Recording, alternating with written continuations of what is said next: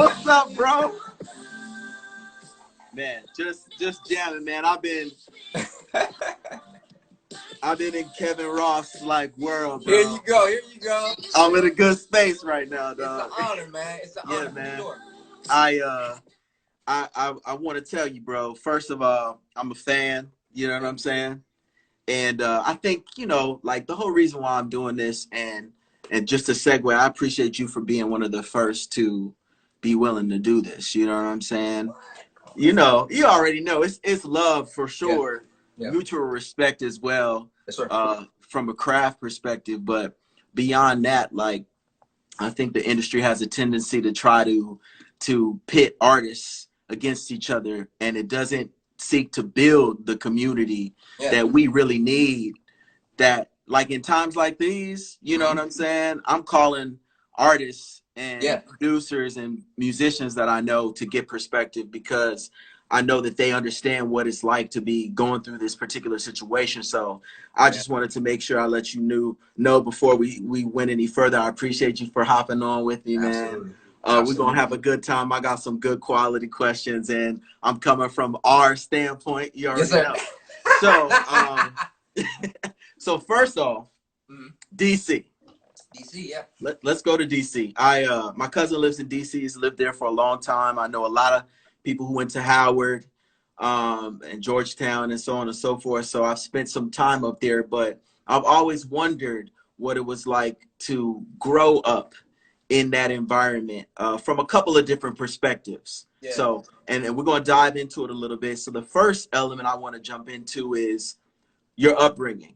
So I grew up in the AME church, and my whole family either played something or sang something. So it was just automatic. And I know that that's a similarity that we share in our history. So I wanted to get your perspective on competition within the family, and also just kind of like if you felt like it was always something that you would be encouraged to pursue as a profession.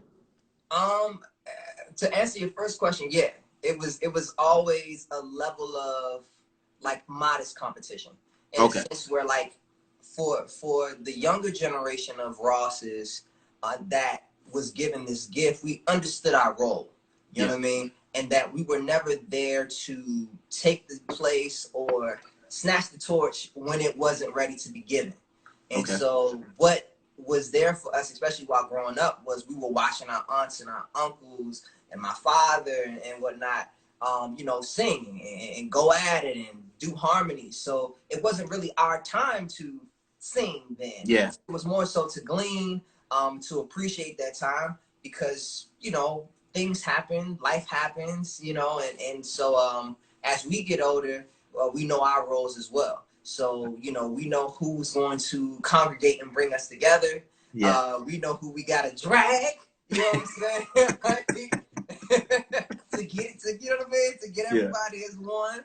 I think the beauty of that is just, you know, understanding your role. You know what I mean? Like, and I think that I've carried that into the industry as well.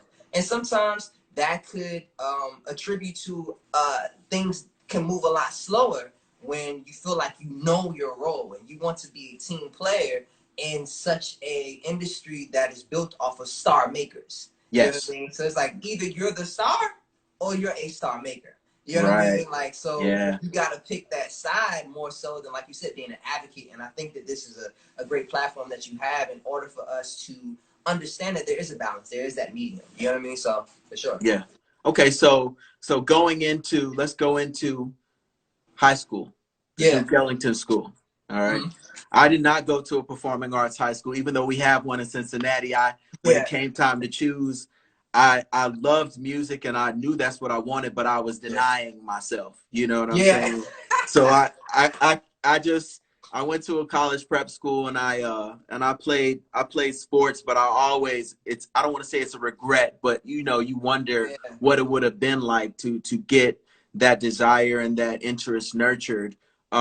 What was that experience like when it came to being around people who had aspirations in the arts? Was it empowering? Was there drama? Like, what was it like? It was all that shit in one, like, for sure. It was empowering. It was annoying. It was uplifting. It was crazy, man. And honestly, I wouldn't have had it any other way because I had the option as well to choose more of like a, you know, academic bound kind of, or, you know, more like magnet school kind of thing. And it was like, you know what? I need to change things because I always been more of the studious type, very quiet. A lot of my friends didn't even know that I sang because I never really displayed that, you know, in the public school form. You know, I may have been in a choir, but I wasn't the one that was singing in the hall. So it wasn't really until high school that I decided to step out on faith and really to like reinvent myself, you know, in a sense. I needed that change. I needed to be around people that's like, yo, how does it feel to be around people that have that same desire? And I learned for 4 years that it's like, yeah, this is a community that I have to, one, get acquired and get acquainted with, but also to know that we have similar stories, similar narratives, and that we have a lot more in common than what we realize. You know what I mean? Not just our talent, our belief in God, our challenges in that realm as well. You know what I mean? Being an R&B singer and having so much love for women, but having so much love for God as well too, could be a conflict, especially when you once you realize that it's like, oh, I can make these girls feel a certain kind of way. And now it's a superpower. It's a superpower, bro. I was gonna ask you about that because when I was in high school and when I was in choir, you know, I was in the ensemble saying classical music and everything, but I kept it on the low, you know, everything else was outside. But people used to be like, man, greetings to Madrid. You got people calling out from Madrid. What's up? It's Cam and Kevin Ross. You know, we're just keeping it candid for y'all. When I was growing up, Cash used to be like, man, if I could sing, I'd be singing to everybody. I'd be singing to all the girls. And I'd be like, no, I can't use my power for evil. You know what I'm saying? So you never did that, or did you have to do it a little bit every now and again? You know what? I'm gonna say it like this. There was always a stage for me to use it. You know what I mean? So it was never like I had to like step outside of like my normalcy. It was always a show coming up that I could like say, there it is. Like, let me sing this song, or let me do this. You know what I mean? Like, and see if the magic still work. You know what I mean? And I think that, you know, that balance, like as you grow, there's that conflict because you're like, okay, like you said, do I use it for good? Do I use it? How do I use this gift that I have that I know that I can benefit more if I go and lean a little heavier, more provocative, or to, you know, kind of keep my morals and my character intact.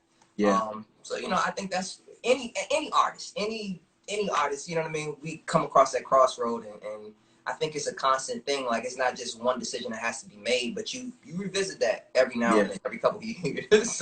Right. Listen. Especially if people are like, man, it's dope. It's just not edgy enough. You're like, yo, word. So tell me about Berkeley from an insider perspective. I had Lil Jon on here. Shout out to Big Bro. I had Lil Jon here on Tuesday, and we were talking about Berkeley. He was talking about Wally's and the camaraderie and stuff like that. From your perspective, being a part of a different Berkeley generation, I had a couple of questions, but I wanted to first kind of get your perspective, especially coming from an arts high school. Was it like that on steroids, or how was it different or the same? Or it was definitely that on steroids, because like in my arts high school, we didn't have too many prodigies. We didn't have too many like certified geniuses. And I was stepping into a world where it was pretty much like 25% of the class or the school was made of geniuses and prodigies. So that's an intimidating place to be, where you like, man, I'm just a little kid from DC that just trying to figure it out. You know what I'm saying? Like, it took a minute. So, you know, it was like, you know, the big fish in the small pond, and then, you know, put it in the reverse, and now you're the small fish in the big pond, and you're trying to figure out how to make sense of this aquarium of some sort, you know? Yeah, for sure. Did you always know that the songwriting angle was going to be the specialization when you got to Berkeley, or did that come after you got there? Nah, No. it wasn't. It wasn't. It was honestly, man. You know what? It was my teacher, man. God bless his soul. Armstead Christian. He was the one that told me, "Hey, man, listen. You need to figure out what you need to do. You know, and what you're trying to major in.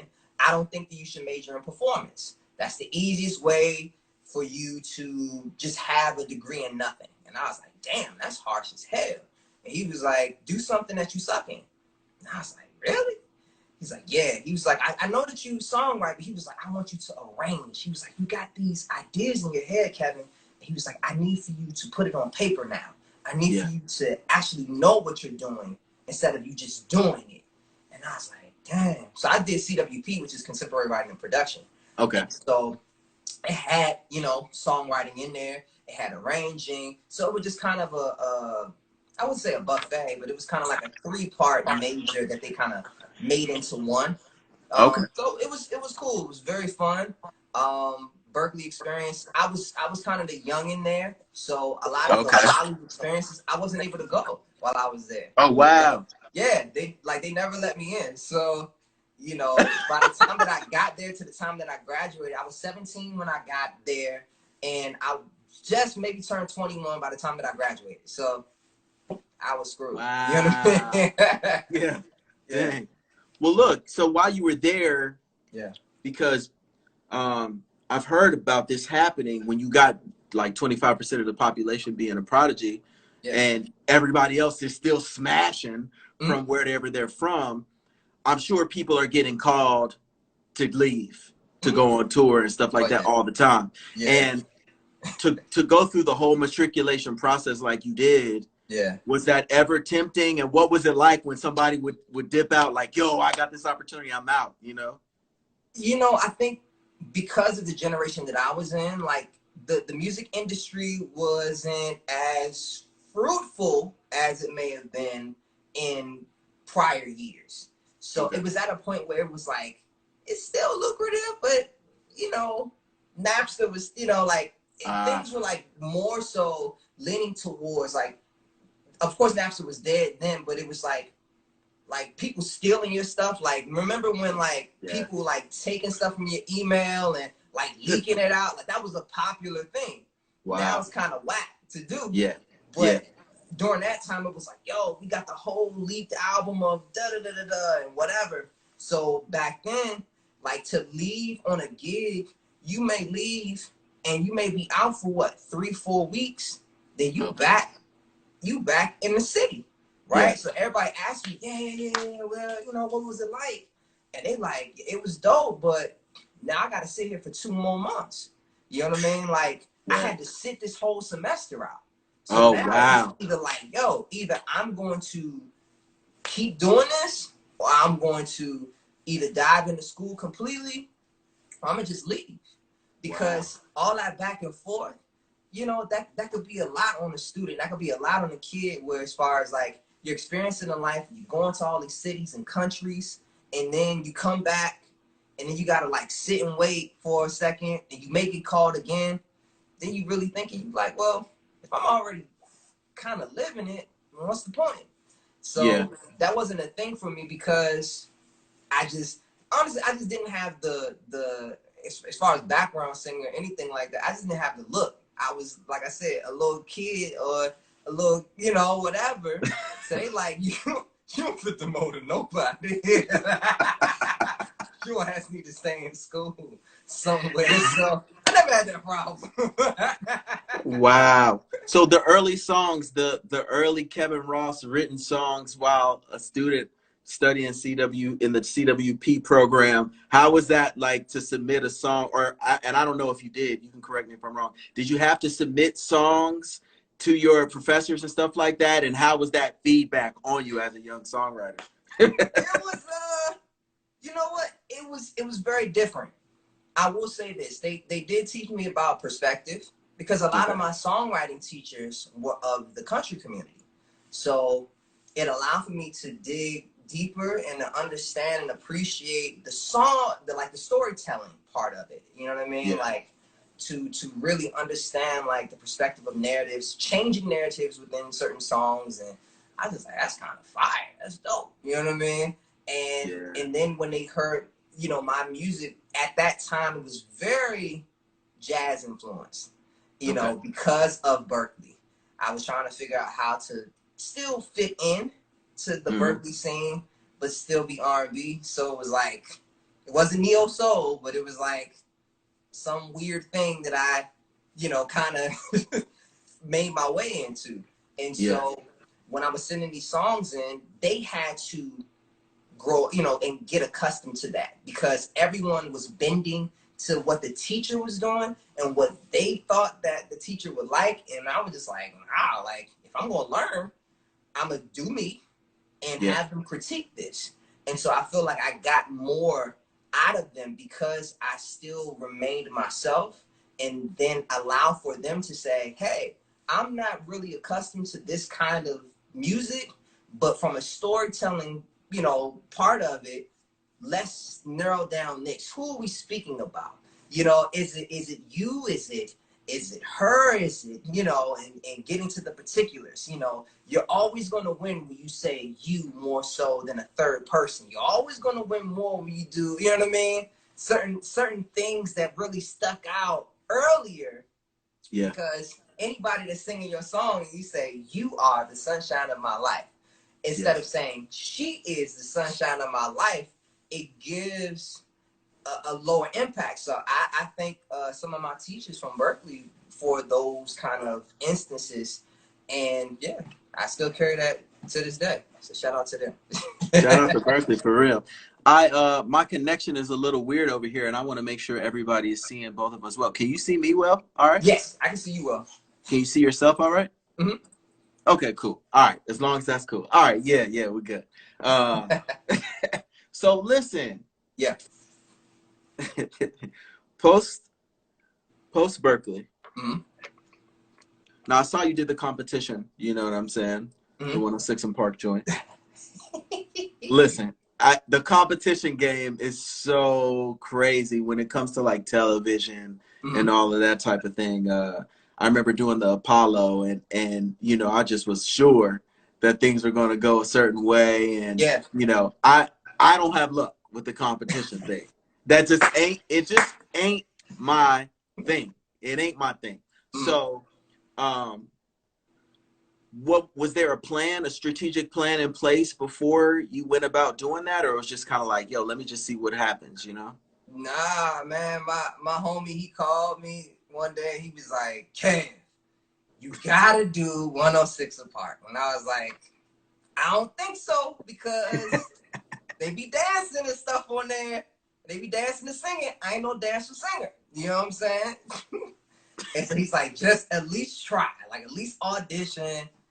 You 19, bro. Like, just go. You in Boston, bro. Just take the bus down. So I'm like, all right, bet. Take the bus down. Do the audition. Do my little track. And they like, cool. You good enough to come on to the show. And I was like, all right, bet. They set the date. Show up to the joint. As I expected. Nothing but dancers singers there. So I'm like, I'm finna lose. It's finna be a wrap. So, anywho, long story short, I end up winning. I bring a guitar. Shout out to Josh Connolly. And oh yes, oh my gosh, monster. Right. Yeah. So I bring Josh Connolly. He plays. I sing. I'm like, yo, it's really up in the air at this point, because I'm like, okay, I know that the people at home has to vote. Yeah. And I know they're not really used to somebody like me on a screen. So it could be a toss-up, but I won. And so for me, it gave me a lot of confidence to be like, you know what? Like, stay true to, you know, what feels right instinctively, you know? So I think that was the biggest thing for me. Like, I never was really comfortable with competition, in a sense of like I said, I was from a family of modest competition. We knew our roles. But when I felt that the competition was a lot more aggressive, in a sense, I give all props and kudos to you. The Apollo is like the Bohemian. Like, you was like, what? 106 apart? Nah. Nah. Apollo, let's go, baby. Yeah. But you know, TV, the TV performance world is so, you know, people don't realize like you like cattle in there. You know, you're not, I don't want to say you're not special per se, but I remember when I did it, they taped all the shows in the same weekend. Yep. So it was like we were all changing in the same room, you know. Yeah. We got one run through with the band before it was like the next day. It was crazy. And I had sung a song that I was so used to singing. Yeah. And they only do like 1:30. Yeah. So when they do 1:30, they decided to go to the bridge after the chorus instead of the second verse. So when it was time to perform, like, I was scared in the mug, and I naturally just went to the second verse. Yeah. And they went to the bridge, and this is on live television, bro. So it was like a harsh lesson in, you know, the show goes on. How do you flip it? So I like started walking towards Ray Chu, and I'm looking at him like with the big eyes, and I switched to the bridge in the middle, and it worked out. But it was like crazy moment. So, you know, TV is a whole nother. It's a whole nother beast, bro. Man, whole nother beast. I wanted to ask you some songwriting questions since we're both songwriters and you are very well accomplished in that regard. I didn't even know we were both on the Heaven's Door album, bro. Case. Yeah, listen. I didn't know. Let me tell you something. Let's clear something up real quick. Just real quick. All right? Didn't know that I was on the Heaven's Door album. Didn't know that there was an album that came out that was called Heaven's Door. What? I was actually just looking through my ASCAP a couple years ago, and I was like, Heaven's Door. And I'm like, the hell what is this song? I was like, I remember writing a song like this. Funny thing is, I was working with Vidal. Okay. Whoa. Right? Monster. So me and Vidal, we in the studio. We actually, ironically, in Philly. And so we're working for like a couple of days. Do a couple songs, in and out. I gotta go to another city. Okay. And so I don't think about the song. I know he probably ain't think about this song because I'm like, Dre Vidal, they didn't work with all the legends. I'm like, my song's probably crummy, whatever. Vidal is sold to Case. And I was like, all right, cool. But at least I appreciate this though. He did make sure that my stuff was straight as far as like my IPI numbers and stuff. But yeah, I ain't know, bro. Wow. So, okay. But how many songs did you do on the Case track? I only did one. Okay. Yeah. Same here. Okay. I know this. You know what I'm saying? But you know how that game, the placement game is. I know we got off topic. It's all good. No, it's all good. It can be treacherous. Yes, I was gonna ask you though, how does Kevin Ross know when the song is for him and when the song is for somebody else? Oh man, like it really starts with like the intention, you know, and then the spirit of it. I think that every song, every melody has a certain spirit that it carries. Now, those spirits can be very like compatible with other artists, of course. Yeah. But for me, sometimes I just know because most male artists aren't going in the route that I'm going in. So a lot of the time, I know that it's like, if I'm going too hard, then it's like, this ain't a Kevin Ross record. Let me go ahead and just put this aside. You know what I'm saying? I'm saying a lot in this record. But, that ain't me. I don't think they want to hear that from me.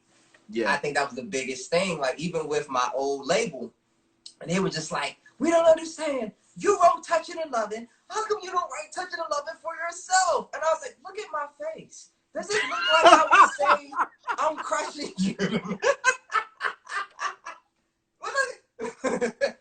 Does it look like you would believe me if I would say these things? I said, you gotta know your truth. And that ain't my truth. I'm not gonna be walking around trying to do club appearances. And that ain't me. I ain't trying to live that life. Just because I can write a song that is a quote unquote smash doesn't mean that it belongs to me. I just know that. I may very well have stuff on my hard drive that may be a smash. Yeah. Guess what? if it don't fit me, it ain't coming out. Man. That's it. Hey, and there are not a lot of artists that, you know, the industry is full of artists that get, in my opinion, plucked too early, you know, for reasons, you know, for certain business reasons. On the business side, it's easier for the business people to be able to kind of steer the ship if an artist is younger and doesn't have as much input. But you can't be, it's hard to be educated and come from a good family and know what you stand for and get into the music business, you know. And a lot of times guys like us, we are forced to be star makers at first, you know. We help make the star, and then we have to figure out a way to hustle and bustle and do our own thing. And, you know, I think the cream always rises to the top, but I do feel like there's enough room for all of the messages, because it's like, yo, I don't really hear straight up. You know, I remember, bro, I was doing a session with somebody and I said the word love. This guy is very well-known producer. He said, hey, did you say love? He said, we're not talking about love right now. Nobody's talking about love right now. I was like, I'm screwed then, because that's all I know with the song. I'm like, I need some more experiences after 12 a.m. and before 6 a.m. in order to be able to talk about something other than love. So it's like, for you, do you go to a different place when it's like, yo, I need to write that panty dropper joint, or, you know, or even writing for a woman? Let's say writing for a woman, because Mercy gave, who's in DC, shout out to Mercy, she gave a good question. How do you know, as a songwriter, writing for a woman? Do you approach it like, I'm writing for a woman, or? You know what the crazy thing is? Like, I've really only been in the music game less than 10 years. And in that period of time, I've seen the way that you have to write for women change. Now you have to write for women like you would write for a man, right? Yep. Because, you know, the bravado, the boss shit, like they want that. They don't want like vulnerability. What? Fuck out of here. We finna, you know what I mean? Like, you ain't fucking me, I'm fucking you. Like, what's up? You know what I'm saying? Like, that's kind of the MO. Or at least, like, if it's in power, it's like, you know, I always on top. You know what I'm saying? Like, so I think that I think that's a great flip. You know what I'm saying? Like, for sure. In a sense of like, it makes it easier to change a couple lines. You know what I mean? Or to say, okay, well, if this song is gonna be for a girl, but she wants that edge, then I'll write it as a guy, change a couple words, whatever, and then it'll probably fly. Yeah. And most of the time, it does the job. You know what I mean? So it's been pretty cool. But I wanna detour this conversation just really quick, because I know you were talking about stars, right? Yes. And so I want to, at least on your platform, because we've had run-ins with each other as far as like, you know, being in certain cities and whatever. So now, my encounter with a star happened back in 2012, 2013. Okay. I was at Center Stage, ATL, and Mint Condition was performing. And there was an opener that was there. Okay. And he had a guitar. And that's all he had. Well, it definitely wasn't me, because we wouldn't have no run-in. But go ahead. It wasn't me. Either Mint Condition or PJ Morton. But now, whoever the opener was for one of those concerts. You know what I'm going to talk about. Okay, go ahead. Keep going. There's a man with a guitar. Oh, okay. And his voice. Yeah. And he had these songs. And it was so potent, and the crowd was invested, the level of storytelling, and I knew then that I was in the midst of a star. I was in the midst of someone that knew how to perform, that knew how to tell a story. And this man was named, come on. Come on. Camp Corvet. Yeah. Yeah. High five to you, my brother. So that was my first time. One, like I said, I don't know, because I've only been to center stage maybe like 2 or 3 times. So I don't know if it was Mint Condition or PJ Morton, but either way, it was like, yeah, it was definitely PJ. That's the but it was the big stage. You know what I'm saying? Yeah. It wasn't the other joint. It was the big. So I was like, damn. And like I remember everybody in the place was just like stuck, where it's like, yo, this nigga, he killing, bro. Like, he telling stories and stuff. It's just crazy. Like, and you just had everybody involved, and it was just you, the guitar, and maybe like a looper thing that you had going. And I was just like, this is crazy. And I know that we probably wouldn't be in contact until years later. Yeah. But I was like, man, I'm gonna save this story, because I was like, wow. But I know. And I remember the first time actually like encountering your gifting, your talent, and always remembering, I was like, man, he out of here. I was like, I don't know what it took and whatever, but I was just like, from that very moment, I was just like, oh no, this is different. So even when the situation with Sting and Shaggy, I wasn't surprised, because I'm like, one, let's be very clear about this. A special gift takes a special circumstance. A special gift takes a special situation. And so I don't believe in coincidence. Not in my life, and not in anyone else's life. So I believe that whether you believe in God or higher power, I believe that when you have a special gift and you're unique and it's one of one and it's singular, that it has to align, right? Not only do you have to align, but Sting had to align, Shaggy had to align, everyone else that was involved had to align in order for that moment to happen, because it was deserving, right? Anything under that would have been an injustice. You dig what I'm saying? So I just wanted to, I know, but I just my bro. I know I talk a lot. It's all good, bro. I appreciate that. You know, I appreciate that. The journey is long, man. The journey is not for the faint of heart. You know, if you're tuning in, this is Kameron Corvet. I'm talking to Mr. Kevin Ross, and we're just trying to build each other up but also impart some knowledge on you all. And we're talking about earning your stripes in this game. You know, there are a lot of, the technology has advanced so much to where you can be a bedroom singer and all of a sudden and be out of here. You're out of here. And now you got to figure out, oh shoot, there's actually about to be 1,500 people watching me, and I got to do this all at once without phrase recording. I got to do this from beginning to end, and I don't have enough wind, and I don't know how to talk in between songs, and I don't know how to open my eyes. You know what I'm saying? I remember we did a show at Opera. Yes. It was a BET like Music Matters show with Avery Wilson and Adrian Marcel. Adrian Marcel, yeah. The lineup, bro. Me, you, Avery Wilson, and Adrian Marcel. Bro. That was a really crazy show. Bro, so I remember doing my thing, and then I remember you coming up, and I'm like, all right, me and Sherrod, we were actually standing there, and I was like, all right, bro, you playing? All of a sudden, track came on. I said, what the hell?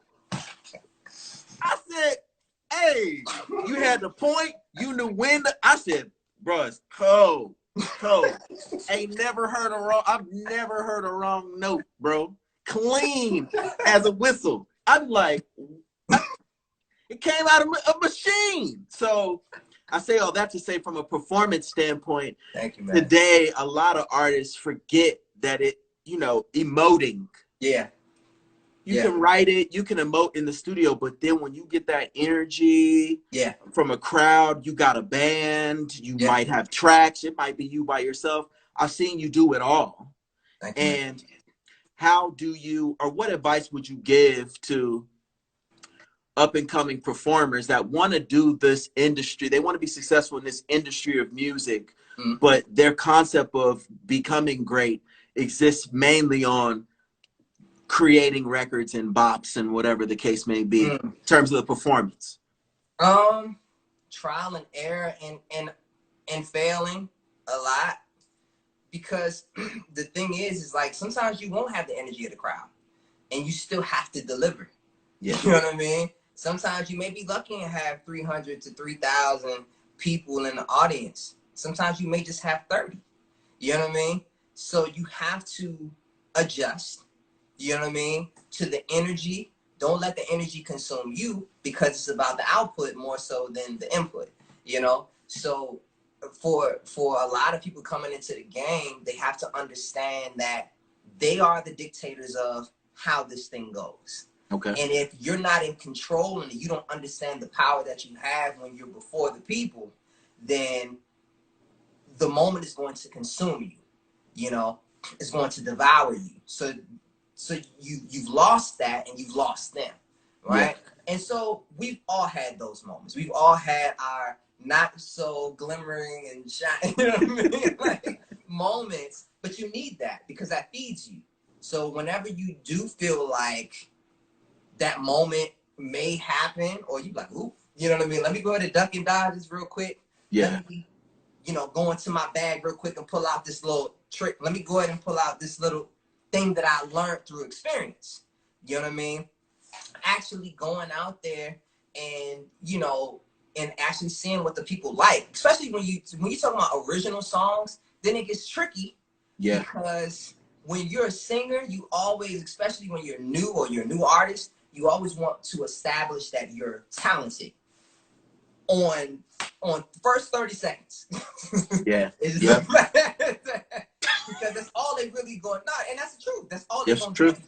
Yep. You know, when they like, introduce him, woo, woo, woo, woo, woo, woo, and you sitting back because you ain't there to see them. Yep. All right, well, who they think they are?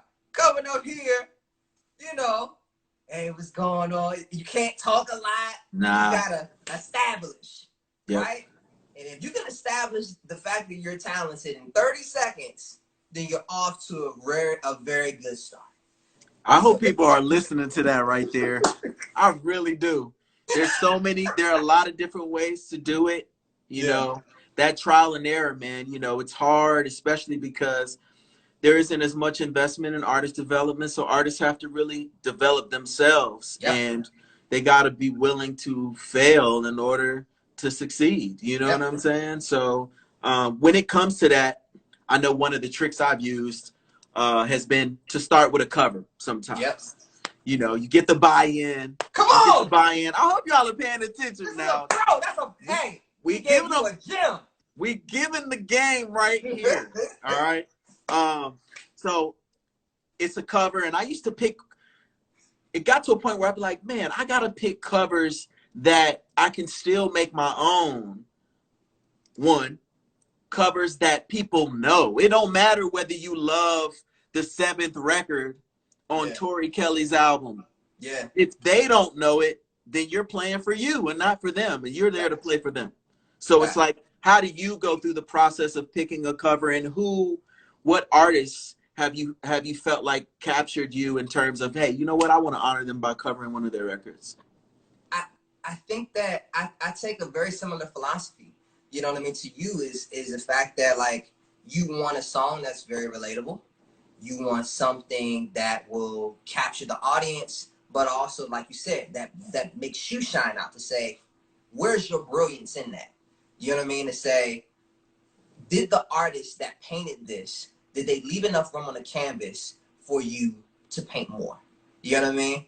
Or to color and to accent differently. I love certain artists that leave room on the canvas. Sometimes there's artists that paint the complete picture. You like, well, there's nothing left for me to do there. You know what I'm saying? Yeah. I don't think this is wise to do. So I'm gonna leave that one alone. This is a great song. But you know, for a lot of artists, we leave enough room. You know what I mean? Because we understand that the difference between recording, no matter how much you put into a recording, the etherealness, the spiritual, like, experience of a live moment with the artist is a whole different game. And once you understand that balance to say, this is the recording, but this is live. These are two totally different worlds. And let me paint more on this, right? Yeah. So that's the beauty of the covers. That's the beauty of saying, okay, like you said, establishment. The beauty of when you're choosing covers to say, okay, well, this may be a song that everybody knows in the pop world, but let me flip it on its head. And you know what I mean? Or folk or whatever, where it's like, nah, black people know this song. Yeah. They just know it in this one way, in this one derivative. But if I flip it and I feed them this in a way that they could feel it and they could vibe to it, it's a whole different song for them. Yep. So smart. Same man. Same heart. You know what I'm saying? It's just, we just add different strokes and accents to it so that it appeals to a whole different set of eyes, you know? Gem right there. I'm going to ask you one more question, and then I'm going to ask if we can do a part 2, because I want to make sure we don't get cut off, and I want to dive more into Kevin, the artist, and the executive and the business side of things as well. But I'm going to throw you a curveball.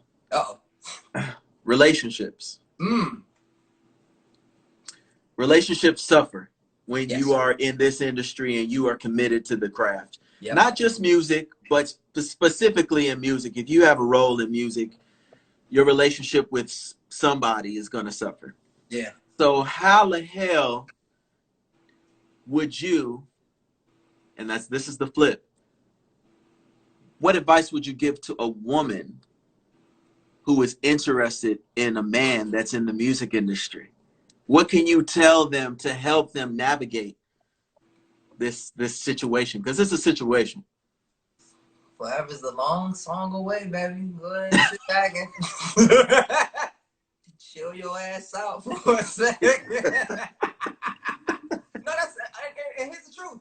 The truth is that, yeah, I wrote that song for that very reason.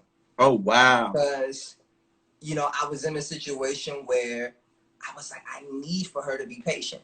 I need for her to understand that, like, as much as, I want to move forward and I want to, you know, keep it going. Like, we gotta slow down. Come on, let's take our time. Let's take, you know, what feels right, what feels natural. Let's not rush it because of the fact that you thinking about, you know, well, you know, if we've been talking to each other for 2 years, then this is what I think that you know what I mean? Or this is what my homegirl, she was married by the time that they knew each other in 3 years. I'm like, well, that ain't us. Why you trying to sit here and compare they stuff to us? If you don't focus on what we trying to create and just, but I mean, honestly, like for real, my best advice is really looking at the woman that you have, right? And, or, I mean, woman or man, whatever, you know what I'm saying? If it's a woman or whatever. Anywho, all I have to say, patience. You're always looking for someone who has patience, understanding, but also understanding role as well, right? But we got to understand our role too, right? So, like, as Chris Rock eloquently put, you got to learn how to play the tambourine, right? So there's a time to be the rock star. Then there's a time where you got to be the cheerleader too.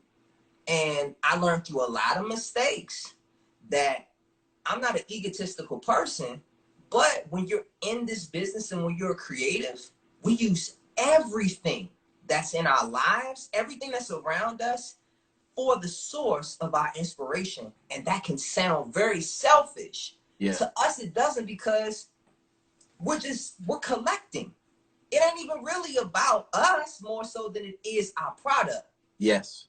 But mind you, the word that came before product still involves somehow me in it, right? So at a certain point, we have to understand the level of sacrifice to say, okay, you know what?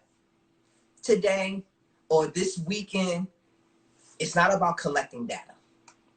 Or at least not letting her know that I'm collecting data. I should let her know that I'm collecting data. I'm not gonna make it annoyingly obvious. Right. But I'm gonna dedicate and sacrifice this time to let her know you're worth it, right? And to allow for her to understand that I'm willing to put what I love, quote unquote, the most, to the side to let you know, one, there is no comparison. Because if you try to compare my passion to my love for you, you're always going to feel second best. Yeah. Right? Reach it. Because those are two totally different things. Totally different, bro. Two totally different things. You can't compare that. The thing that saved our lives to the thing that makes us better. Oh my God. You know what I mean? There's no comparison. So don't get hurt trying to compare yourself from passion to the passion that I put inside of this relationship to make it work. Yeah. I know that I'm probably not saying the most productive things, but I think you're breaking it down. I think you know, you and I give our audiences credit for being educated people and understanding how to read between the lines. I think it's always cool to listen to a song 30 times and find something new that you can be inspired by. So I feel like a lot of the music is just straight and direct, and it doesn't give the opportunity for the listener to decipher what they will from what's being said. And that's why I appreciate your songwriting so much, in addition to your artistry, because a song like Long Song Away or Thing Called Love, you can listen to it repeatedly and find something new to like about it. You know what I'm saying? So I'm going to tell everybody I am talking to Mr. Kevin Ross, and we're going to do this in 2 sessions because I don't want to get cut off. We're going to go into mashups. We're going to go into indie versus major. We're going to go into radio. We're going to go into band and being a musician with a band, and we're going to go into all of that. But I want to make sure I let people know that we're going to come right back. So if you're tuning in, we're just going to take a pause. I'm going to upload this to IG, and then I'm going to start back up again, and we can have a fresh new set of minutes on our hands, bro. That. Yes, sir. I appreciate you, bro. See you in a second. Yes, sir. When it comes to being a musician and being the genesis for creating a lot of the stuff that ends up being recorded, when it comes time to add color, and from a production standpoint, it's already been created, or it may not have been. It may just be an idea, and you're trying to start adding those live elements to it from a performance standpoint, and you're getting to the point where you have a band. How hard is it for you to let go when it comes to letting the band do what they do? And are you hands-on? Like, where's the balance between that? I think I'm pretty good with letting go, especially if, like, I know that I have musicians that are brilliant enough to understand where to take it. You know what I mean? Of course, I want input. Like, if I hear something, I would love to allow for them to explore it. Like, if they like it, you know what I mean? And we can come to some agreement of how we can, like, make it happen. And, you know, that's when we hit those magic moments. You know what I mean? Within a live thing is like when those ideas that you have and their ideas meet, you know, and it can make an experience. But yeah, I've never had a problem with letting go and allow for them to explore their brilliance. You know what I mean? So how do you communicate to a musician that's, I don't want to say not cutting it, but that you want something different, or, you know, they might be too busy or anything like that? You know, I think that the biggest thing is honesty and transparency, you know, because for me, if I hear something and, okay, let's start over. Okay. If I send in and submit a certain amount of records, let's say it's 3 records, and if you don't know the basics of the record, then we have a problem. Okay. So embellishing and improving won't be necessary if you don't know the basics. Okay. Yeah. You know, so I always start there. So if they going ham and going in, I'll say, whoa, strip it all the way down. Play it like it was the record. So that at least I know that you have a better grip. Let's start there. Play it like the record. And then once I know that you know it, then I'll say, add a little more feel right here. You know, then we could build. Yeah. But don't give me everything and then, you know, I'm like, I don't know what bass line that was. Yeah. That don't sound great. Let's go ahead and strip that down, know the basics, and then we could build from there. So yeah, like just transparency, just being like, let's start from the bottom. And then, so what about with yourself as a singer, right? Mm-hmm. You sung the song 1,000 times, recording it or whatever. How do you know when you want to embellish your own work as a vocalist when it's time to the performer? Do you use that same rule for yourself as a vocalist interpreting your own song live? Yeah, it's just a feeling. You know what I mean? You always want to establish that for people that have listened to your record to know that I can sound like the record, but this ain't the record.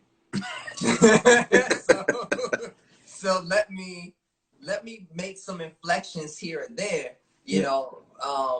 So my biggest thing is for any experience, whether that is songwriting or whether that's live performance, I never want to take people so much out of their element that they can't enjoy themselves. Okay. So if I'm self-indulging, which means that I'm running all over the place, then it becomes a spectacle than it is an experience. Okay. Now, some people know how to master the spectatorship of it, right? When you're that gifted and you can just all over the place, right?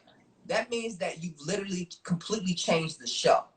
Now, nobody wants to sing because you're in control. You're the master singer. You know what I mean? So everybody shuts up. But when you say, everybody sing, they might know what to sing because you don't even establish nothing. You didn't establish the root, no nothing. So for me, I always love to give inflections, but when it's time when I'm like, they probably know this part. Let me go ahead. Because they're already singing along with you. So when they hear something different, they're like, oh, I like that. We're going to get back to, you know, the thing that they know best because, you know, that's what it is. Because they not only did they come to see you to hear the song, but they came to see you, to touch you, to feel you, to watch you move, how you react to the song, how the song actually makes you feel. Are you a liar? Are you a truth teller in what you wrote? How does that make you feel? Because I know how it made me feel. That's why I bought the ticket. Wow. You know what I mean? Yeah. So that's then when my bad. Go ahead. I'm sorry. No, I was gonna say. So then when it comes to adding another skill, like dancing, or even let's just say I don't want to say dancing just as a overarching term, but movement. You know. Because when we're performing, there's a visual element involved as well. Absolutely. And you want to be able to keep your audience's attention from a visual standpoint. Yeah. Where did you learn that element of your craft from? Because it's very crisp. It's very, you know what I'm saying? Like I'm telling you, I remember seeing you on tour with Maxwell. Yeah. And y'all were like sound checking or something like that. Yeah. And I was just like, God dang, bro's killing it. Like, what was that? Like, you know, people are often a jack of all trades and a master at nothing, but you're one of the few people that I can really say, like, yo, bruh's crazy as a songwriter, crazy as a singer, crazy as a performer. Like, how do you, so from the movement standpoint, from that particular discipline, what is it how did you discover yourself inside of that discipline? I was always kind of like the bedroom dancer mover. You know what I'm saying? So, you know, Usher albums, I used to tear them things. I used to tear them flow up. I know I looked crazy doing that shit. So I knew that I was like, I don't think this is gonna really work. But I'm a groover more so than I am a dancer, right? So I understood that I knew how to keep pocket, right? Yes. I knew how to move, I knew how to groove, but I loved Usher's command of the stage. I love Michael Jackson's command of the stage. Like, so I was always fans. I could never really like do what they did, right, with their body, but I was like, ooh, but if I could point, if I could like just stand there in that moment when the band hits, it gives it a lot more of an effect, like you're doing something more than what you really do. So, and then also Max, you know, I understood that like that was my first tour, right? Like ever in life. So it was either I was going to stand there and get my ass whooped every night. Yo. Every night, or at least try to be a opener to compliment this man, Maxwell. So that's tough within itself, where you're a no name, no song, no nothing, coming on stage, and they're like, well, who is this kid in army fatigue, pants and boots and a leather jacket? Who is this kid? And then he's like, you got 30 minutes. Go ahead and do it. You like, 30 minutes? I ain't got a song that they know. So how did you do that? I'm like, yo, we talking Max Dubs right here. Like, yo, but I took your philosophy as well. You know what I mean? Introducing cover songs, even with the original songs, mixing that in with the cover songs so they never got bored. Moving around the stage to keep them engaged, because I knew that his fan base, that they just gonna sit there and chill. They, you know, I didn't pay the $100+ tickets. $100+ for these tickets. You move, you dance, no nigga, you sing. You know what I'm saying? So in those moments, they cool, and I understand it. Listen, they work hard. They 40s, 50s, 60s. They cool in it. So for me, I'm gonna jump off stage. I'm a dance. You know what I mean? I'm gonna do whatever it takes in order for them to let them know that like I'm not afraid to lose my cool. This is what you paid for.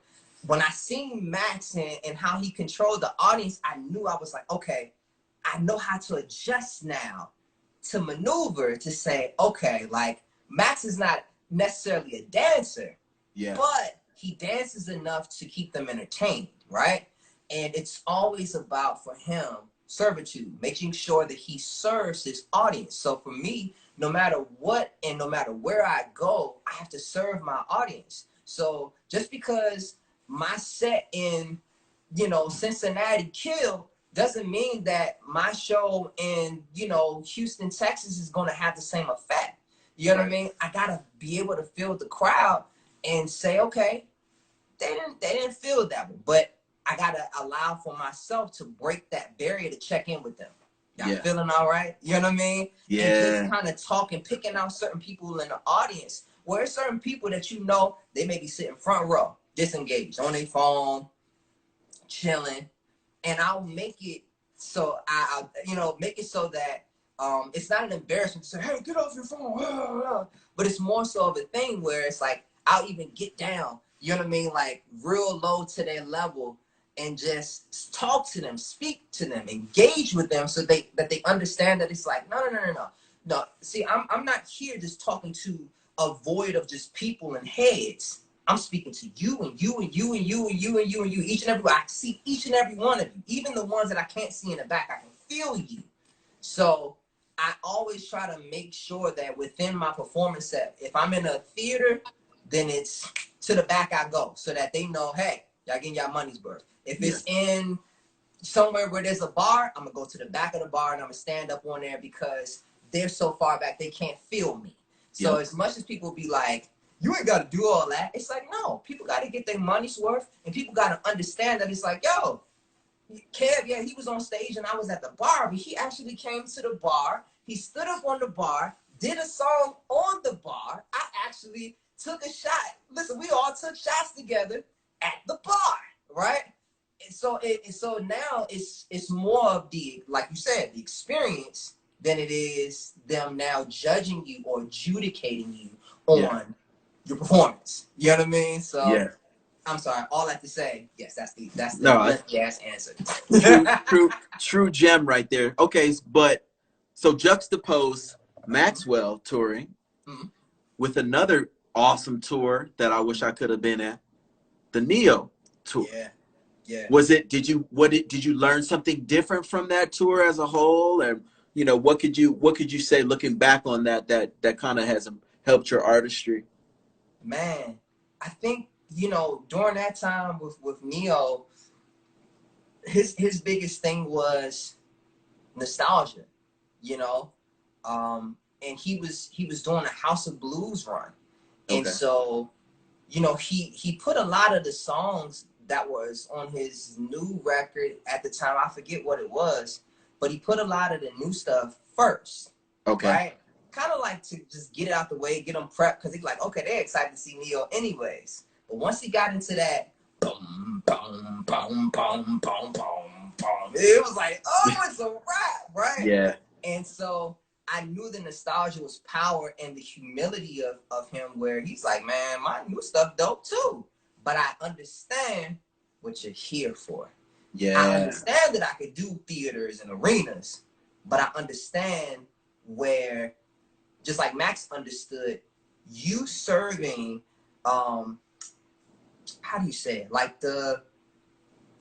it's not like the A-list markets, but it may be the B-list markets. So, you know what I mean? Like, yeah, it's certain markets within cities where, like, you know, and a lot of people may not know this, but when you tour, people may say, okay, the major markets are New York City, Atlanta, Georgia, Washington, D.C., Los Angeles, and Chicago, right? So, like, if those are the major markets, then your second-tier markets may be Seattle, Houston, Texas, St. Louis, Missouri, da-da-da. Yeah. Third-tier markets, Clearwater, Florida, da-da-da, you know what I'm saying? Like, yeah.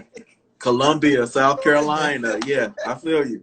So what they did was they started to serve the second and third tiers, right? So the beauty in that is that they will always and forever rock with you, because the artists of that caliber aren't seen in those markets. So that's the one thing outside of music on a business end that I was like, that's it. Because now you're creating a fan base that will forever be loyal because of the fact that you did something that all of the major artists forgot to do. You never forgot about that. You know what I mean? Clutch. Man, I really hope people are listening to this. This is information you won't learn. You will not get in school. Maybe, but I don't think cutting to the chase, like we're cutting to the chase, happens all that often. Yeah. I mean, I had to learn from experiences, you know. Yeah. And I feel like if you're a parent and you have a child, you don't want them to go through everything you had to go through. Exactly. And I feel like as artists, once we start to learn these lessons, it's our duty to be able to provide some type of platform to at least put it out there for people to know about it. You know, I think, and this is just me personally, I feel like for what Black people have gone through in this country in terms of strife and everything, we kind of have been trained to hold on to everything that we get because we feel like there isn't enough for somebody else. And it's like, bro, I told one of my boys earlier, I said, look, man, I said, my music might be draws. But you still bought socks too? Come on. Like, come on, man. Or vice versa. If my music is socks, you're gonna buy some draws. At least some of y'all. Maybe 10% of the people watching don't wear draws, but you get my point. Like, there's enough room for all of us to exist. In the rock world, man, listen, you can see 20 white t-shirts in 20 different bands. Everybody's playing the same instruments. It's not like everybody's inventing new instruments, but I do feel like in our particular genre, we're trained to, you know, be fighting against each other. You know, it's this big gauntlet, and we forget that there are people coming behind us that are watching the way we interact with each other, not just what we do. And they're learning behavior from us. So that's me on a tangent. No, you throwing gems. That ain't you on a tangent. That's gems. So tell me about 2014 and what it meant to kind of popping off everything. Because I remember sitting on my couch. I was probably eating some Reese's or some Fig Newtons or something. Yeah. And I'm like, I look at the screen. I'm like, yo, that's Kev. Yeah. He said, I said, my boy is old. Boy. So how did that happen, bro? To give a little bit of a backstory, because I know I talk a lot. But really, what up, Esther? Shout out to Esther Dean, the boss lady. Yeah. The one and only, the incomparable. I'm sorry. Go ahead. before I go off. Sorry. She know I got love for her. But anywho, 2014 did not start off the way that it ended. Absolutely didn't. If you would have told me in January 2014, man, you be on tour with and blah blah blah and so and so, whatever, and the Glade commercial, I'd be like, man, shut up. Like, hell out of here. The same damn year as last year. But honestly, the truth of the matter was, I had a talk with one of my mentors, and he asked me, he said, you sure you still want to do this? And something about that conversation put a battery in my back. Like, it would have made some people like really rethink their career, but what that made me do was like go crazy. Like, it really made me like go balls to the wall and be like, it's either win or lose. Like, it had to happen. Something had to give and something had to manifest. So I dedicated every single day, every single moment of 2014 to the art, the craft, right? So every day, I would work out, go to the studio, bang out records. Work out, go to the studio, bang out records. Saturday, go to the studio, bang out whatever, right? So that was like a constant thing. So by the time that the opportunity of Glade came about, it was maybe May or something like that. And they sent it to me and it was like, listen, Ogilvy, they're looking for someone to do this song. They're looking for Sam Smith, because Sam Smith was big during that time, or Katy Perry. And I was like, well, I don't know why this is being presented to me, because I'm a no-namer anyways. And so they was like, that's the point, Kev. Is like, if you do this, because these major artists are going to be slow. It's like literally they're going to have to beg them. But if you execute this the right way, you could be the one. And I'm like, I ain't got nothing to lose, so let me just go ahead and do this, right? So I went down to the basement, hashed out the little chords, redid the chords over, because it was already a song that Jordan Sparks did, the previous year. And I was like, I just wanted to have a little more of a feel to it that I can vibe with. So redid that, did the vocals, turned it in like the next day, and they were like, yo, they love it. They love it. So I'm like, all right, cool. Now, fast forward, I don't hear from them till September. Wow. Yeah. So they like, they decided to go with you, for this Ogilvy campaign. And I was like, all right, bet. Now in the midst, like I said, 2014 was a very prosperous year because of the work that I put in. So the Trey stuff was working for me. I was doing the touring, and then the Ogilvy thing kicked in. So for 9 months, it was just nothing but grind time. And so by that time, it was like, okay, you're gonna have to do, PR stuff. You're gonna have to do all this. They wanna actually like see you, and it's just a whole bunch of craziness, man. Like, but by the time that it hit television, it was like, damn, like this is kind of weird, because it's all about perspective. So for me, it didn't necessarily feel like, man, this is a moment, until I actually started to get other people's perspective. They like, man, I'm in the movie theater and I saw your commercial. I'm like, how the hell you see a commercial in the movie theater? Wow. Man, it was before the previews came. I said, okay, that's kind of cool. You know what I mean? But all that to say is that truly it was a blessing. It was unexpected, but I was prepared for it. I was ready for it. You know what I mean? Like, I was ready for that moment. And yeah, awesome experience, man, for sure. Man, that's, the preparation piece, people don't get to see, the preparation. A lot of times they get to see the result, the product, Exactly. and they decide what they feel like the preparation was. You know what I mean? So I think it's very important to get that across. Let's go to labels. Yeah. Yeah. So, when I was a kid, I used to look on the back of CDs and be like, yeah, man, I think I want to sign a Columbia. Yeah, that's my, no, I think I want to go to Arista, man. Yeah, or Virgin, because D'Angelo was on Virgin. I was like, yeah, me and D'Angelo, we're going to be rocking together. We're going to be boys.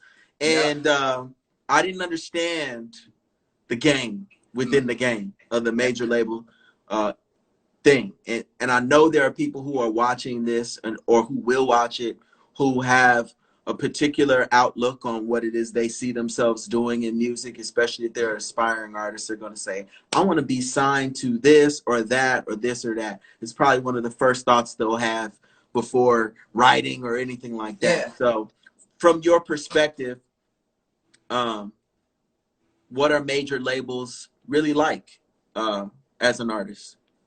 Well, major labels have changed quite a bit. That's true. So, like from yesteryear or like today? Well, let's just talk about your perspective, and let's go major versus indie. Okay. Advantages and disadvantages from your vantage point. Okay. Well, major labels is like a big bank, right? And when they believe in you, they will throw a huge, huge loan at you. Huge loan. We believe in you. We don't trust it all the way until it works. But from the small research that we've been given and provided, I think that it is worth the squeeze. So we're going to go ahead and put however much amount of money that it takes in order for it to work. That's the major label, kind of the first step in the premise, Yeah, for sure. Indie is something that has been, and I'm going to take this only from my perspective. Okay. It is something that you have to be knowledgeable in. You have to have 100% faith and confidence within yourself and your work, your product, and those that you do dealings with. You have to understand the role that you play and the hats that you must wear. Hats, plural, hats that you must wear. And you must be swift to take them off and put them on, right? Indie, the luxury of mistakes are very few. In a sense that when your money is invested on the line, you learn how to adapt very quickly, because we understand that when money is on the line, opportunities dissolve. Moments will become fewer, right? If errors start to take place. So in an independent landscape, you become a student, you become the master, you become everything in one. It's all encompassing, right? And failure is solely on you. Success is solely on you, but you have to be smart enough as an independent CEO to allow for everyone that was involved to bask in success as well. Because you have to understand that you're the nucleus that drives it. You're not everything to it, but you have to build the community, right? You have to delegate the power. And so I think if anything, there's more money that's being dispersed in majors. There's more positions of power and energy and time being dispersed within the indie game, the networking, the bartering, different things like that. But yeah, I mean, it's a big difference, but it depends on what you want. Like if I say this as an up and coming artist, my advice to you, because I have experience on both ends. If you are an artist that all you want to do is to be successful and be a star. You don't care who writes it. You don't care about receiving royalties. You don't care about publishing. You don't care about, you know, like when sync fees come in. As long as you're a star and you got millions and millions of followers and, you know, whatever, major labels for sure. But if you're an artist where, you know, especially creatives, where you write or you produce a lot of that stuff and you have a lot of creative involvement, and you spend your own money, you're not afraid to spend your own money in order for a dream to happen, the independent may be the very route for you. Because one thing that I learned from the majors that didn't rub me right was when it pertained to sync licensing fees. When it was certain sync licensing that would come in and it would be like, hey, you know, we have this opportunity to put your song on, you know, this Fox Sports program. And it's like, okay, cool. Well, what's the sync licensing fee? You know, and they'd say, let's say 15 grand, right? So you're like, shit, I bet, let's do it. Yeah. Right? But mind you, it's not my song because I don't own the master. My label owns the master. So when you sign as an artist, you're signing away your rights to the masters. That means that they own whatever you create forever. Not unless you can buy it from them, right? So the goal is to be extremely successful, right? And if you feel that your masters are worth it, then you can buy it back, right? Yeah.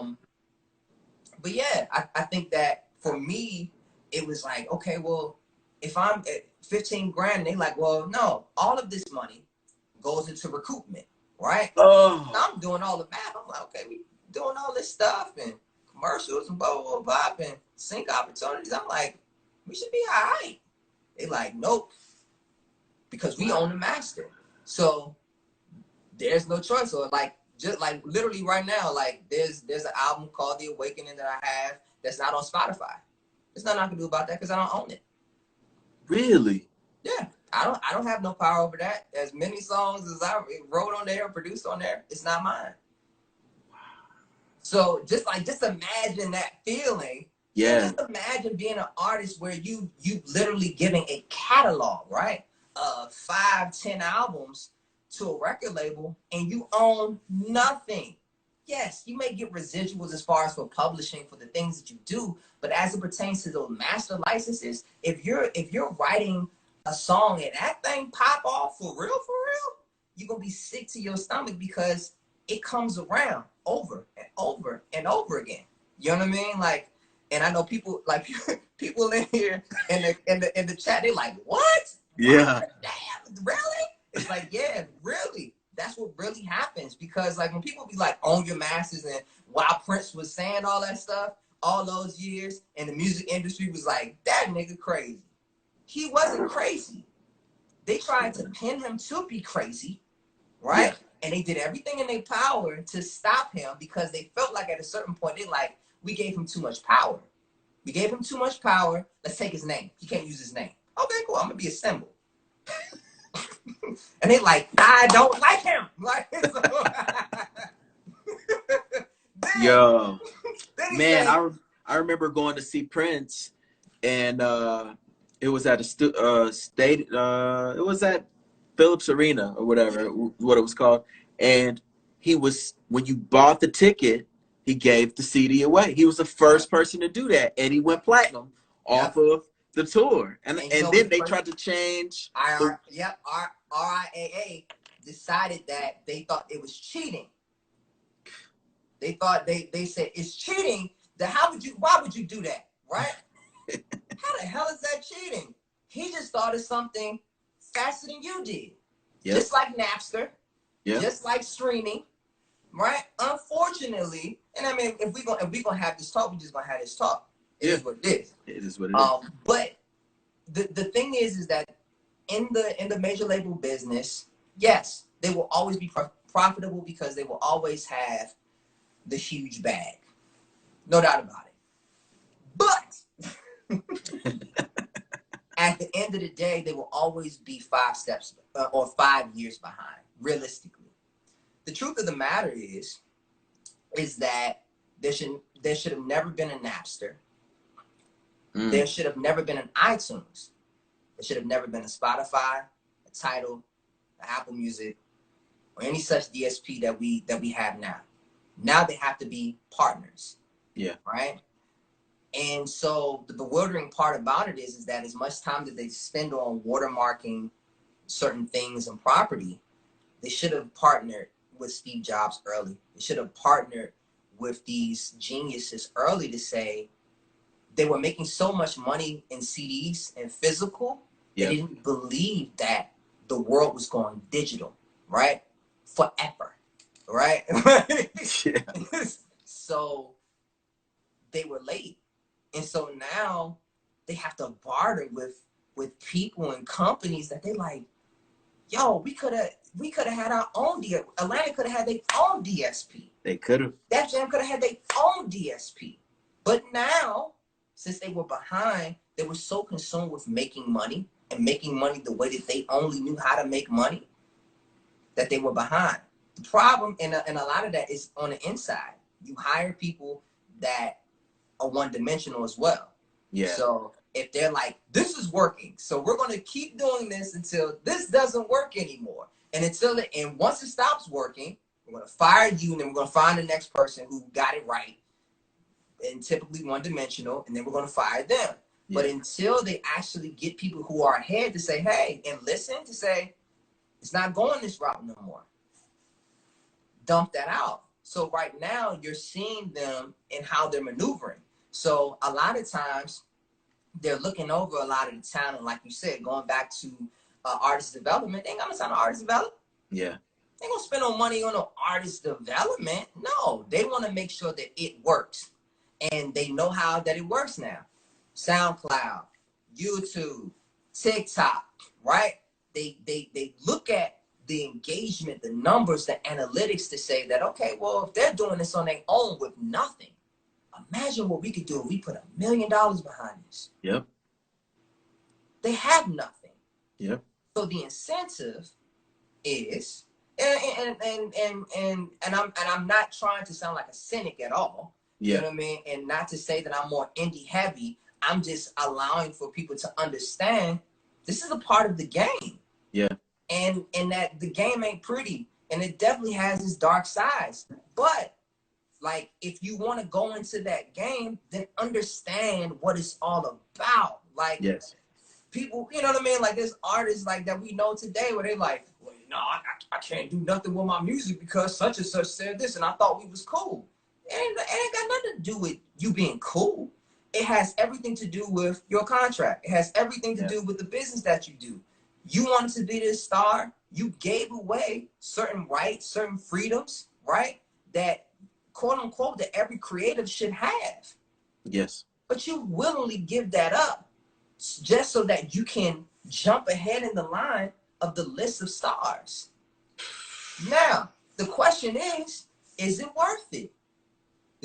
At the end of the day, what's going to allow for you to sleep at night? Yeah. Because the truth is, this is a marathon. You could be a star for 2 years, 5 tops. But after that, then what? I've literally been around certain people or heard crazy stories about legends having their Grammys taken by the IRS, their plaques taken, right? Because of the fact that they can't afford the lifestyle that they live, right? There's no way in hell that should be, but that was the cost, right? Yeah. Of trying to pursue that lifestyle. Now, in the midst of people celebrating and I'm on and you ain't and you beneath me and whatever. Oh yeah. Like, yeah, you can dance. That's cool. But we gonna see who dances and laughing in the long run, and if you do right with your money. Yeah. You know what I mean? Because at the end of the day, yes, if you're on a major label and you become extremely successful and you're smart and you invest into other businesses and you diversify and you become bigger than the music and you become a brand yourself, then of course, elevate. Many examples: Queen Latifah, Will Smith, Jay-Z, Beyonce, Rihanna. They're you know, yeah. You know what I'm saying? Yeah. But any of them would tell you the journey that it took. Yep. That each and every one of them would say there was a price to pay. Yep. There was highs and lows. Yep. A lot of money lost. Yep. or money being stolen. So for me, I'm not here to tell people like, yeah, do the indie thing, because some people can't handle it. Some people ain't built for the indie world. Yep. You know what I'm saying? But just know when you're deciding on whether or not you want to go independent, there's certain ways that you can go. You can go completely indie and do the distro kid, and you can have your 85% or however much and straight out the gate. You know what I'm saying? Or you could be indie and you can have a distributor. You know what I'm saying? Or you can have an independent label of your own, and then you can partner with a major label, right? So there's different ways indies define. Yes. You're still free to set your own terms. Yes. That's what independent means, right? So I just don't want anybody to be fooled. There's many ways that you can get. Oh, sorry. Just because they only expose one or two doesn't mean that there's multiple. You know what I mean? Yes. So we're only here to give you a couple more, that you guys can explore. That's it. Man, gems. What's up to everybody tuning in? This is Kameron Corvet. I am with Kevin Ross. I saw some people checking in from Paris. Bonjour. Je parle un peu de français, alors à mes amis qui parlent français, bonjour, de moi et de Kevin.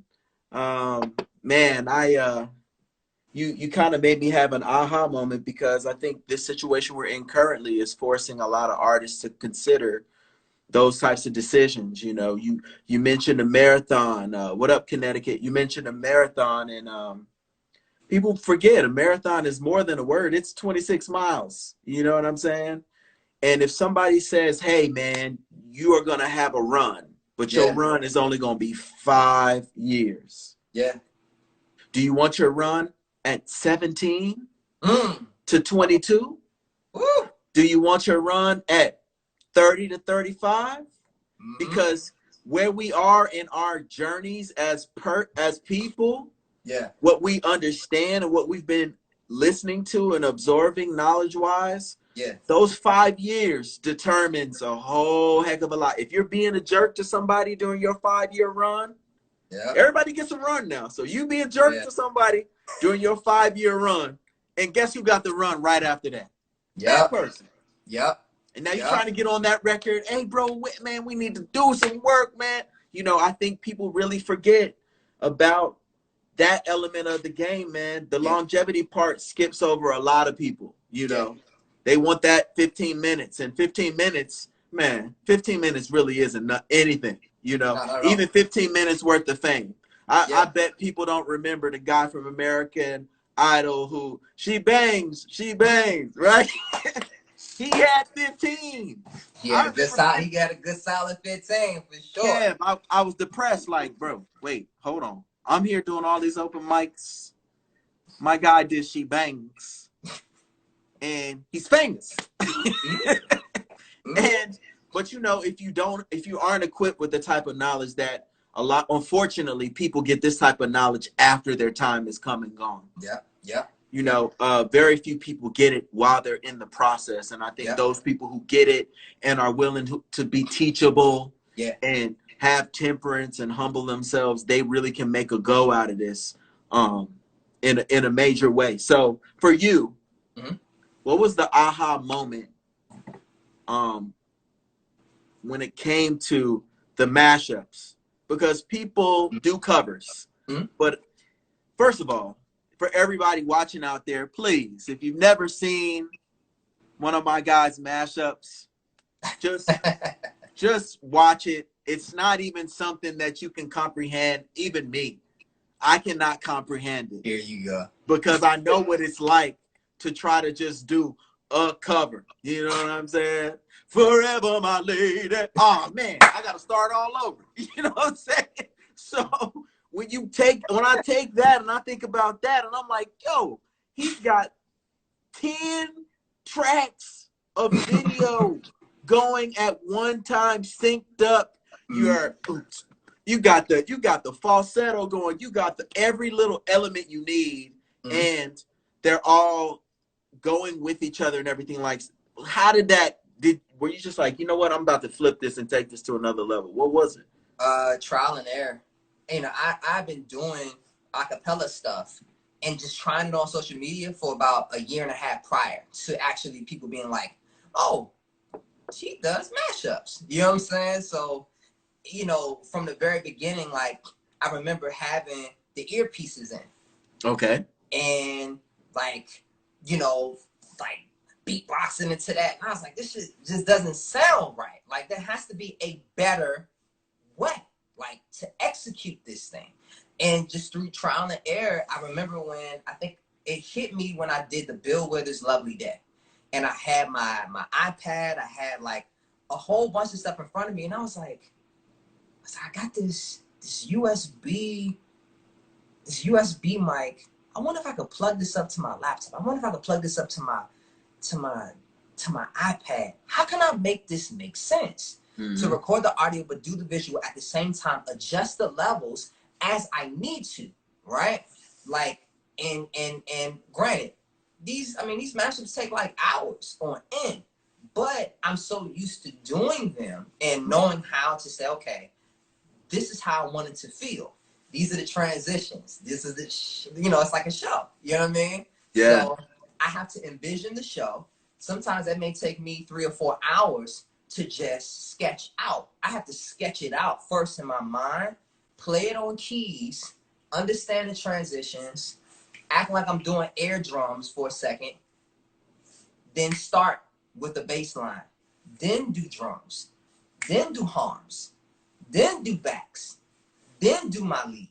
But by the time that I reach my harms, I'm already formulating my lead in my head. Gotcha. You know what I mean? So yeah. It's like, okay, cool. So by the time that everybody gets it, people are like, nah, he ain't doing, nah. And that's like, no. It's like, if you guys want to watch it, that would be a long ass process. But at the end of the day, for every musician, and what we gotta understand is that, like, it's not only just like musicianship, but it's also a part of transitioning and DJing, right? Like making it flow. So for me, like, it was giving honor and reverence and creating nostalgia. Yeah. The aha moment came from nostalgia. Okay. You know what I mean? Where it was like, okay, how do I, make them still bop, you know what I'm saying? And give them the records that they love, but still give a twist to it and still give the roses to the people that are still here. Yes, sir. And then once I understood that, it's like, reposting is powerful. Sharing is powerful. You know what? Let me see if I can now be more sensitive to certain moments in history. You know what I mean? Because at a certain point, I was just doing it just for the love. I was just like, oh, man, this is on my mind. Let me do it. But now it's like, okay, you know what? Let me fall back for a second. Let me get the scope of the landscape. And sometimes you hit and miss, but when you get the scope of the landscape and is sensitive to now what the culture is in need of, now you can be of service versus being self-indulging, or at least saying, this is what's on my heart. Sometimes you win that way, but a lot of times you win more when you're being of service. And that was my aha moment. You know what I mean? So yeah, bro. I remember seeing JD repost one. Yeah. And I was just like, this guy right here, you know what I'm saying? Like, creativity, man. Like, this is the moment. I keep telling people, we're in a time period right now where the creative people have an opportunity to thrive, because we didn't know that this was going to happen and what ramification it was going to have on all of our industries. So now there's a need where previously there wasn't a need. Yeah. So now is the time to not only be creative and try to come up with something new, but, man, really build relationships, man. Build relationships. Yeah. Like, in the music industry, if you're in the music industry and you're an indie and you make money off of shows and stuff like that, you're going through, you've experienced some type of hit. Yeah. And it's like, all right, so are you just gonna sit on the couch the whole time? Exactly. Or are you gonna be active? If you're gonna be active, how are you gonna do it? If you're gonna go live, are you just gonna go live with no purpose? Or are you gonna go live and be specific about it in some way? I could go live every night, Kevin. Yeah. I don't. Yeah. I go live Tuesdays, Thursdays, and Sunday. Yeah. Period. And I'm not going live any other time unless it's just for kicks and grins. But the purpose, my specific times people can catch me and catch artists like you and get enlightenment through this vehicle I had to make a decision. It's going to be this, this, and this, because we're getting used to a different type of culture, a different type of normal. So you don't want to jumble everybody's, you know, like their day-to-day up. You know what I'm saying? So I appreciate that about you, because you always are forward thinking when it comes to this craft, man. It's a craft that has to continue to evolve as well, just like the music and just like the technology. I wanted to somewhat put you on the spot, but I don't really think I'm putting you on the spot. I know people are in here and people are saying Kevin the GOAT. Oh, Kevin the Great. No. Kevin the Beast. Well, you know. Goat talk is a whole nother. Goat talk is a whole nother thing. I'm like, you know, but I understand where the love comes from, and I like the fact that people are showing love. And I was just wondering if you could provide any type of love to, you know what I'm saying, the people out here. The people out here, you know. Hey, man, let me see what I got. Anything. Here you go, man. Hey, you already know. Let me see. Listen, truly, I don't know what the hell I'm finna do. Lord, thank you, Lord. We finna figure it out. This is what we call a moment, y'all. While Kevin is you better while Kevin is about to work it out for us, this is what we call a moment, okay? You can watch all the lives you want, but if there's no moment, then why do you come back? Why do you talk about it? Why do you share it? This is my guy right here. It don't matter what he's saying. It's gonna be right. Kevin no. Kevin got a bag of about 10 records that he could probably bust out like boop, boop. But you know what? I think that, you know, but yeah, it is easy to just be like, okay, cool, we're gonna do, because the episode long, it's a long song away, right? Whatever. But yeah, like I really want to know what the hell, like what the hell is going on, like for sure. You know what I'm saying? So that's all, like, mother. Yes, sir. Far too many of you crying, brother. There's far too many of you dying. Well, you know we've got to find a way to bring some love in here today. Father, there's no need to escalate, 'cause war is not the answer, for only love can conquer hate. Well, you know we've got to find a way to bring some love in here today. What it go, pick your lines and pick your sides. Don't you punish me with brutality. Talk to me so you can see what's going on. Hey,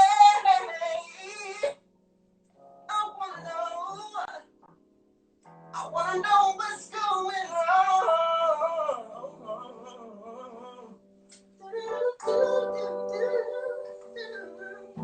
Whatever. But we'll figure it out.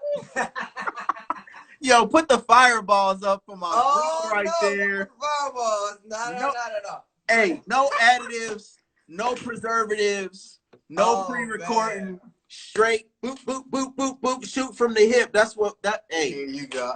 That's what I'm talking about, bro. But wait, real quick. Go for it. I wanna thank you for sharing this platform, man. and we need this during this time. You know what I'm saying? You are a great moderator. And I think that you're a great moderator, not because of the fact that you're so poised, but because of the fact that you're a creative giant yourself, and that you demand respect. You know what I'm saying? So respect is always given. So, you know, when we think about how we diversify and how each individual diversify, we must never forget our other talents too. So, you know, that's just, a major key right there. Yeah. So just, you know, just keep that in mind as it pertains to like whatever we're doing, whether it's like you said, whether you're providing this platform, because these kind of platforms could be big, you know what I mean, as it pertains to like being sponsored by Essence or Ebony or BT, different things like that. You just have to have you know, for any artist to have that vision and the insight. So I appreciate you for always having that hustle, that go-getter mentality, and not only that, but not just and you've never been self-serving. You know what I mean? It's always to provide a platform. So that's why I appreciate this, man. Like, for sure. Man, that's what's up. So listen, everybody, it has been a pleasure. We've done 2 parts. If you're just tuning in, you got to check out the first part. I believe it's on my IGTV. Instagram's kind of jumbled things around. And after we get done with this, I'm going to post this as well. But in closing, I just want to say thanks to my bro, Kevin Ross. Again, I remember being in LA and going to see Lyric Jones. And I'm like, man, I'm going to walk over to Kevin. I don't know if he's going, I don't know how he's going to react, you know, because I experienced a bittersweet moment with the whole Sting and Shaggy thing. Some people were excited for me. Some people were not excited for me because I went through the window. You feel what I'm saying? Gotcha, yeah. And you were one of the few. And has always been completely genuine. You saw me, you were like, bro, man, congratulations. You know, that type of thing keeps us going. And especially with it being May, it's Mental Health Awareness Month and everything like that. The mental health of the artistic community is really being challenged right now with what we're going through. So this type of interaction, it uplifts me, man. It helps me be willing to go over to my setup and try to write records and do things like that. So I appreciate you again. I want to give you the last word to let you say what's up to all your fans real quick before we log out of here. Absolutely. Thank you guys for tuning in. I really appreciate it. If you haven't tuned in, make sure that you tune in to my guy. You know what I'm saying? Super ultra talented. Make sure that you check out both of our music on Spotify, Tidal, on all DSPs. My latest thing is Audacity Volume 1. New record on the way, May 29th. So be on the lookout for that. Once again, man, thank you for, you know, just having me on. This is Kandid. You know what I'm saying? You know what I'm saying? Hey, check the video out for Thing Called Love. That's my favorite right now. Thank you, man. So well done. So well shot. Like, I like all your videos are so tasteful and so well put together, man. So blessings to you, man. Keep up the good work. I'm in your corner. Anytime you need me, bro, I'm there for you, bro. Thank you, man. All right. Peace out, everybody. Yes, sir. All right. Make sure y'all tune in on Tuesday when I'll be talking to my big bro, Case. We'll be talking everything from, you know, touch me, tease me to, you know, faded pictures, everything. All right. It's been real with y'all. Check out Kevin Ross. Go follow him. Tell somebody, share this story. Watch part 1. I'll see y'all on Tuesday. Oh, Acoustically Yours on Sunday. You already know what it is. All right. Peace.